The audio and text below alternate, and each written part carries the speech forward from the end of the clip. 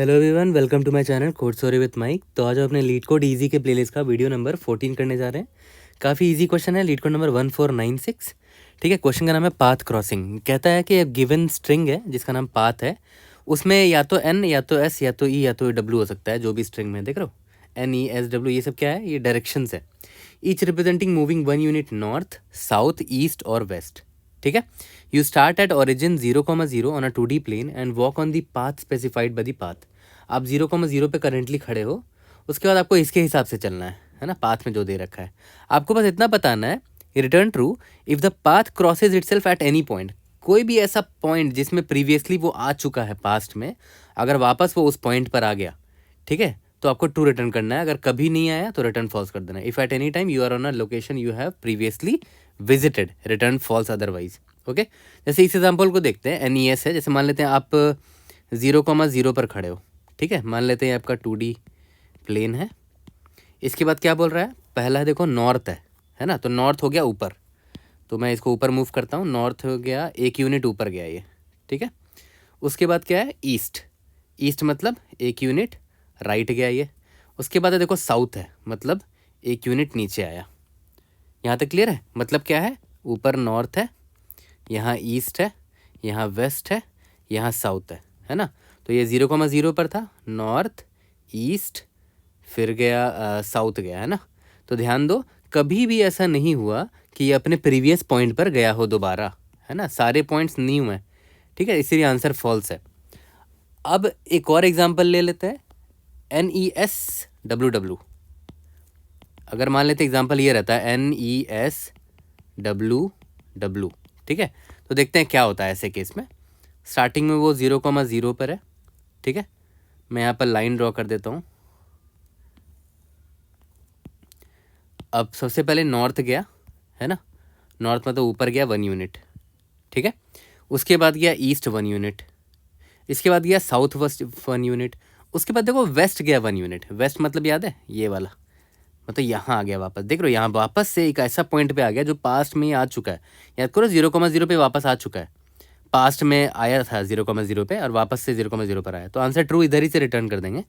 ठीक है, तो काफ़ी इजी क्वेश्चन है यार, जल्दी से स्टार्ट करते हैं और देखते हैं कि कैसे इसको बनाएंगे। तो काफ़ी सिंपल है यार। देखो, आपको सिंपल क्या करना है, आप 0,0 पर हो तो एक्स कोऑर्डिनेट 0 ले लो, वाई कोऑर्डिनेट 0 ले लो। ठीक है, उसके बाद आपको क्या करना है, इसके हिसाब से मूव करना है जो पाथ में आपका इनपुट दे रखा है। ठीक है, तो for i is equal to 0, i is less than path dot length, है ना। पाथ पे के सारे कैरेक्टर पर जाएंगे, फिर आई प्लस प्लस।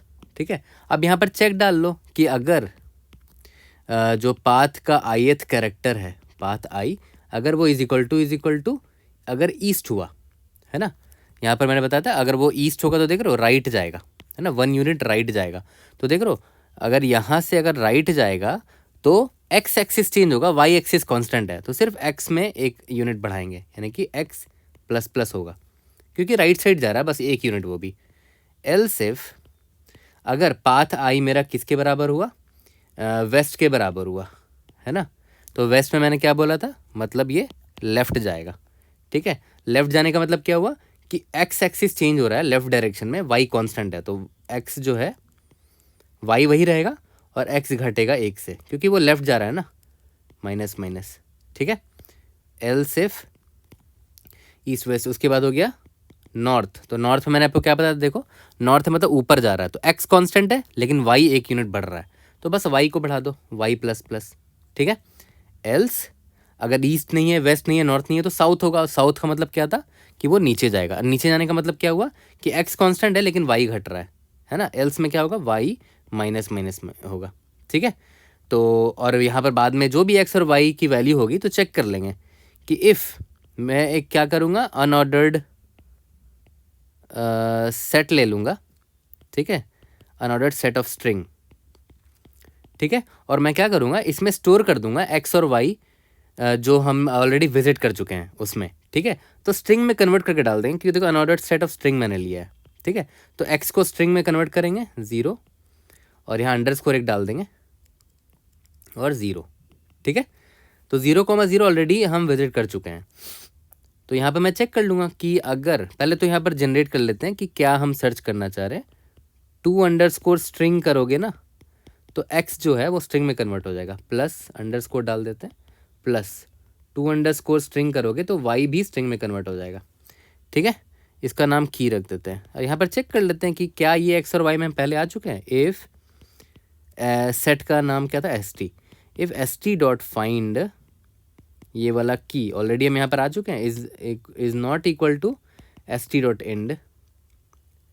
ठीक है, मतलब हमने ऑलरेडी ये x और y देख रखा है पास्ट में, तो इधर से रिटर्न ट्रू कर देंगे। और क्या कि मतलब एक पॉइंट ऐसा है जो मिल गया मुझे, जो मैं पास्ट में भी विजिट कर चुका हूँ। और अगर ऐसा नहीं हुआ तो सेट में इंसर्ट कर देना इसको, st डॉट इंसर्ट, इस की को इंसर्ट कर देना, दैट्स इट। और फॉर लूप से जैसे बाहर निकलोगे तो रिटर्न फॉल्स कर देना। इसका मतलब क्या हुआ कि कभी भी आपको कोई ऐसा पॉइंट नहीं मिला जो आप पास्ट में विजिट कर चुके हो। ठीक है, तो काफ़ी सिंपल कोड था, काफ़ी सिंपल क्वेश्चन था, प्रैक्टिस के लिए अच्छा है। ठीक है, इसका time complexity O of n है, n क्या है, पाथ का लेंथ है। ठीक है, और यहाँ पर आप बोलोगे कि ये 2 स्ट्रिंग में कन्वर्ट कर रहे हैं, तो सिर्फ एक ही कैरेक्टर है तो उसको मैं कांस्टेंट ले रहा हूँ, x का लेंथ 1 ही होगा ना। ठीक है, x और y जो भी है वो एक ही कैरेक्टर का लेंथ है। और st dot find O of 1 होगा, अनऑर्डर्ड सेट में फाइंड ऑपरेशन C++ में O ऑफ 1 होता है अमोर्टाइज्ड। ठीक है, तो approximately time complexity O of n होगा। जल्दी से कोड करते हैं और इसको फिनिश करते हैं। तो चलो जल्दी से इसका कोड स्टार्ट करते हैं। और मैं C++ में कोड करूँगा, एग्जैक्ट सिमिलर जावा कोड आपको मिल जाएगा। ठीक है, मेरे गिटहब डिस्क्रिप्शन में मैंने लिंक दे रखा है गिटहब का, तो आपको वहाँ पर देखोगे ना जावा कोड भी अवेलेबल होगा, स्क्रॉल डाउन करोगे तो। ठीक है, अनऑर्डर्ड सेट ले लिया स्ट्रिंग का। सबसे पहले मैं कहाँ खड़ा हूँ, 0,0 पर।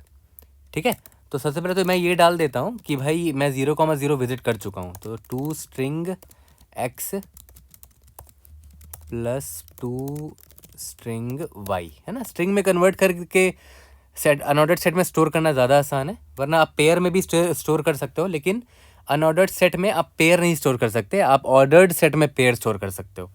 ठीक है, इसीलिए मैंने स्ट्रिंग में ही कन्वर्ट कर दिया, st डॉट इंसर्ट की।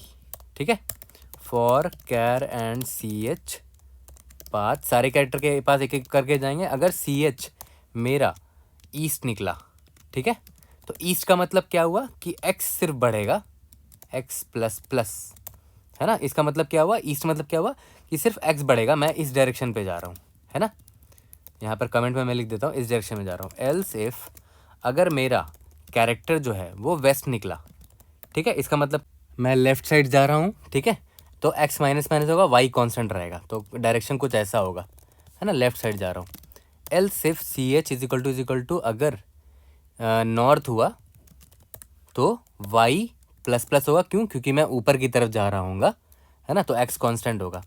और अगर ch ईस्ट भी नहीं है, वेस्ट भी नहीं, नॉर्थ भी नहीं, तो साउथ होगा, तो मतलब मैं नीचे की तरफ जा रहा हूँगा, तो x कांस्टेंट होगा, और y घट रहा होगा, तो y माइनस माइनस किया।